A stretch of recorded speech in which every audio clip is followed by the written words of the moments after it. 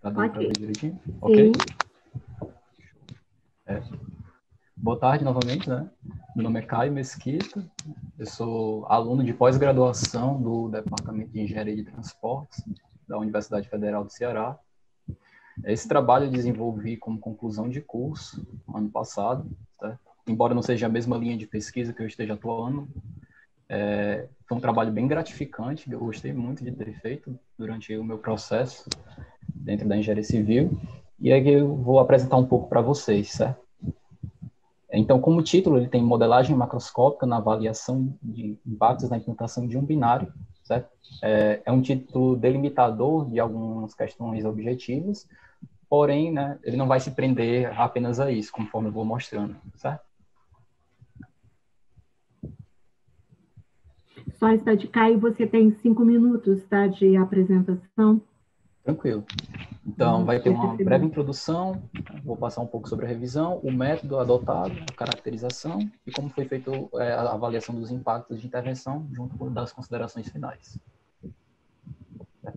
Então, dentro da contextualização, é importante, né, que um tomador de decisão ele tenha aspectos que coincidem com a sociedade, né?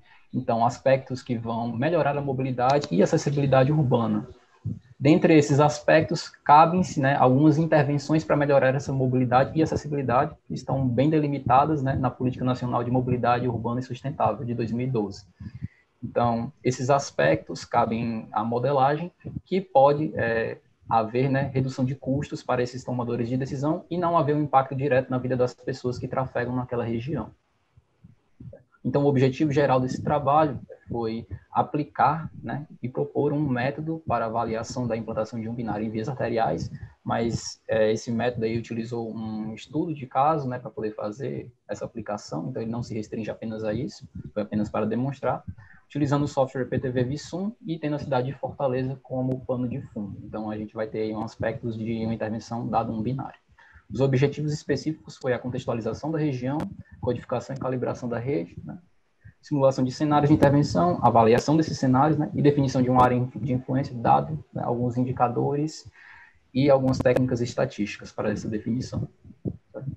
Então, na modelagem de tráfego, não vou me prender muito a essa parte, né? Mas foi feita uma revisão da literatura sobre os níveis de modelagem, macro, meso e microscópico. Posteriormente, outro trabalho, eu analisei, né, essa integração entre o modelo macro e micro, além do modelo tradicional 4 etapas e dos modelos integrados de transporte e os do solo, que também foram a base desse trabalho, né, os chamados modelos LUT. Então, o método, né, escolhido para esse trabalho está dividido em 3 macroetapas, né, que é a identificação, caracterização e avaliação. Então, eu foco bastante em entender o problema antes mesmo de começar uma modelagem, porque creio que não faz nenhum sentido você modelar algo, né, uma realidade ali, se você nem ao menos conhece aquele sistema. Então, teve toda a questão da contextualização do sistema, representação da problemática, proposição desses indicadores. A partir desses indicadores é que foi feita a delimitação de hipóteses simplificadoras, codificação e caracterização da rede, né, correção das matrizes origem e destino, né, escolha dos modelos de alocação, integração com o modelo micro e, posteriormente, né, os resultados dessa avaliação, né, junto com a comparação de cenários e definição de uma área de influência. Só para simplificar aqui, essa é a cidade de Fortaleza. A região escolhida foi por conta do alto índice de área construída e alto de domicílios de baixa e alta renda também, né? Ali na centralidade da cidade, né? Centro comercial. Esses são os 2 cenários, pré e pós-intervenção. Né? Pré-intervenção, ambos os sentidos, né, das vias escolhidas, elas tinham sentido leste-oeste, e a pós-intervenção, né, o cenário pré-intervenção é no início de 2014, março de 2014, e pós-intervenção em março de 2015. Então, eles passaram a ser um binário entre si, com 4 faixas, sendo uma faixa exclusiva para ônibus, e também a utilização de ciclofaixas, certo? Tudo isso foi englobado na modelagem.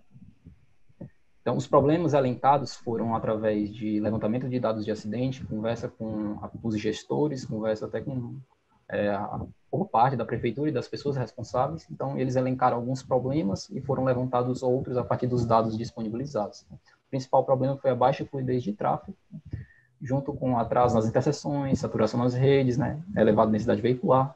E a partir desses problemas foi montada uma árvore de indicadores. Então, foram escolhidos 4 indicadores para tentar, de alguma forma, né, identificar, né, esses problemas e correlacioná-los. nível de serviço na rede, atraso médio, né, taxa de saturação dos arcos, né, e o caminho curto, que foi possibilitado, caminho mais curto, dado o tempo, né, foi possibilitado devido ao software PTV Visum, né, é um indicador específico do software. Dentro da caracterização, foi utilizado um zoneamento de 241 zonas, relacionados ao aspecto delimitado por modelística, né? Como eu disse, tem bases desse trabalho a partir de modelos LUT, e esses modelos, né, eles delimitam que o zoneamento seja em torno de 100 zonas de tráfego para cada 1 milhão de habitantes, então foram em torno de 241, dado que Fortaleza, na época, tinha quase 2,5 milhões de habitantes. E essas 4 zonas, né, a 27, a 19, a 23 e a 26, né, do lado mais próximo ali do centro de Fortaleza, né, compreende a região de estudo do binário.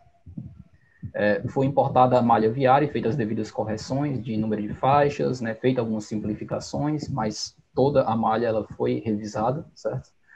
Colocado capacidade nas vias, delimitado algumas interseções junto aos conectores e colocado alguns parâmetros, né, para que se adequar com a realidade. Então, esses parâmetros eles foram tirados de outro trabalho junto ao relatório do Tranos, né, que é um modelo integrado de uso do solo, e foi delimitado 750 veículos por faixa, certo? Então, toda a malha viária teve esse trabalho, além de ser um trabalho com alguns recursos fenomenológicos, né, também teve essa parte técnica, né, dessa contribuição do trabalho.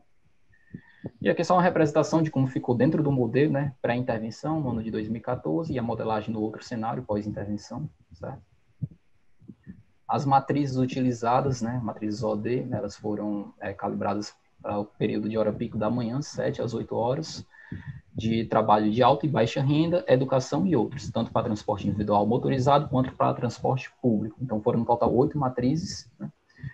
A alocação dos modelos individuais motorizados foram o equilíbrio estocástico do usuário, né? E o modelo de transporte público foi o Waze-Hosser, que é um modelo específico do PTV Visum, e ambos têm restrição de capacidade e aleatoriedade. Foram escolhidos esses modelos justo por conta da maior representatividade da realidade, certo? Aqui é uma exemplificação de como ficou essa alocação após o término, certo? Esse de azul seria o transporte público, de vermelho seria o transporte individual motorizado. Não dá para ver muita diferença de um cenário para o outro, justamente por ser uma modelagem macroscópica, mas é isso que é o interessante desse trabalho, é que houve sim muita modificação na rede, eu vou mostrar isso durante a avaliação, mesmo sendo apenas uma modificação do sentido de duas vias, certo?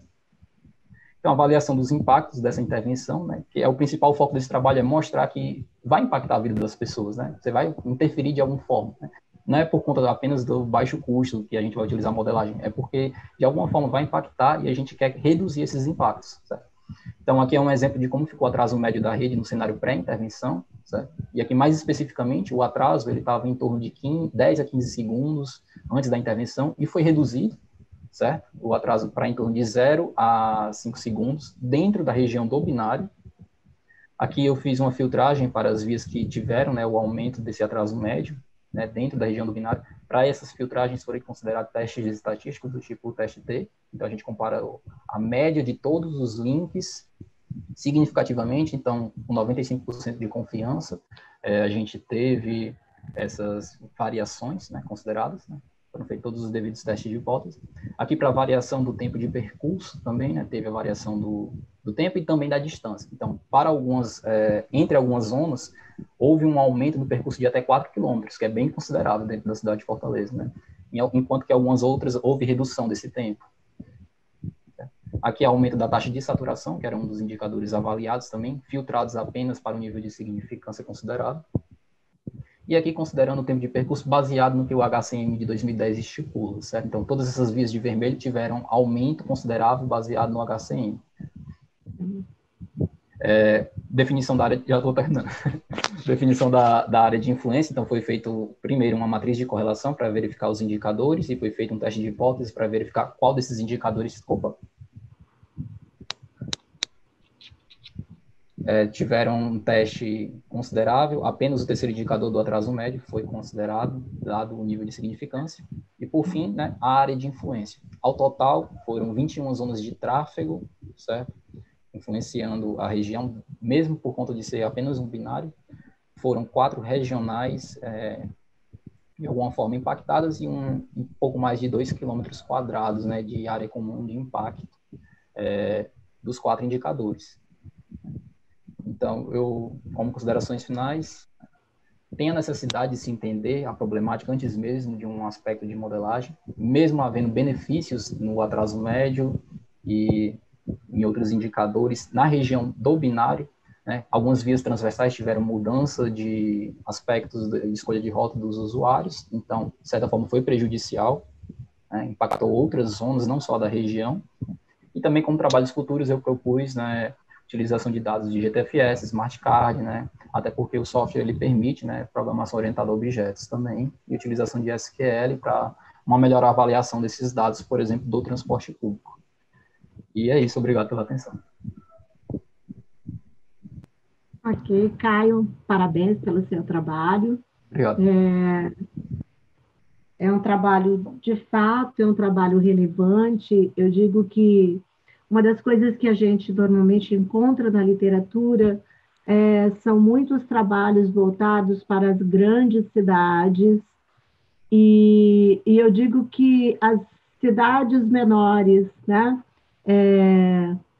os locais, a importância de nós termos técnicos especialistas voltados para pequenos ambientes, antes que eles cresçam e de uma forma degradada, né? Antes que isso aconteça e que seja já degradado o ambiente, e é uma coisa que eu sempre questionei. Por que nós não olhamos, né? E por que nós não nos debruçamos do ponto de vista preventivo, também em relação aos problemas de transporte que todos nós sabemos que as grandes cidades padecem, né? Então, você ter esse olhar, às vezes, micro, em cidades menores, mas que já começam a apresentar problemas clássicos de trânsito, eu acho que esse tipo de trabalho e de contribuição, ela é sempre muito bem-vinda e cada vez mais bem-vinda, sabe? Então, você está de parabéns com essa abordagem e com esse seu trabalho. Antes de eu abrir para as perguntas, eu gostaria de apresentar a vocês, porque está presente aqui na nossa sala, um colega nosso do Cefet, que está fazendo o doutorado dele em Portugal, e ele foi convidado para participar aqui comigo, que é o professor Max Mendes. Você consegue aparecer aqui para a gente, Max?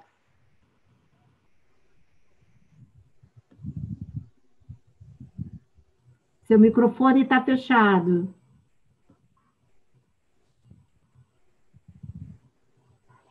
Max? Oi, abriu. Olá. Apareceu. Bem-vindo, meu amigo. Que bom ver você. Muito obrigado, saudade de você, Ana Lúcia. Também. Essa aí. Pude contemplar a apresentação do colega, foi uma excelente apresentação. Eu só não ficou muito claro para mim a questão da... sim, o trabalho de extrema pertinência, como a professora Ana falou, traz à luz uma situação bem prática, e é importante que nós, pesquisadores, possamos contribuir de alguma forma, né, para a sociedade como um todo. Eu acho que esse é a nossa maior contribuição. Agora, só não ficou muito claro para mim, Caio, a questão da sustentabilidade. O que você entende nesse ponto como sustentabilidade aí para a mobilidade como um todo? Certo. Tem vários aspectos, né? Por exemplo, a gente tem algumas questões da urbanização, que algumas cidades elas tiveram uma crescente de urbanização, exemplo, Fortaleza, que não tiveram, por exemplo, a malha viária com essa mesma crescente, né? Não acompanhou, de certa forma. E aí a gente tem nossos gestores trabalhando em cima dessa malha viária, né? E esquecem muitas vezes que o sistema de transportes ele é atrelado ao sistema de uso do solo e é atrelado ao sistema de atividades, né? A gente tem pessoas ali se locomovendo para realizar atividades e utilizam o uso do solo para isso. Então, está atrelado diretamente ou indiretamente, no caso, né, falando, né, a esses aspectos dos outros subsistemas, né, e puxando um pouquinho mais para a visão do gestor, né, de que, opa, eu vou fazer uma intervenção ali que vai ter um custo X para mim, mas também vai impactar as pessoas. Então, eu poderia ver outros meios, né, de não ter esse impacto direto na vida dessas pessoas. Aí, por isso, eu trouxe o aspecto da modelagem nesse trabalho. Mas, claro, sempre entendendo o fenômeno antes. Tá? Se eu puder contribuir, Caio, de alguma forma, Por favor. Sugiro que você pesquise um pouco sobre a questão de externalidades, compreenda a questão de externalidades positivas e negativas, porque seu trabalho é muito bom e eu acho que vai contribuir bastante para a pesquisa. Se eu puder contribuir de alguma forma. Tá bom? Obrigado. Obrigado.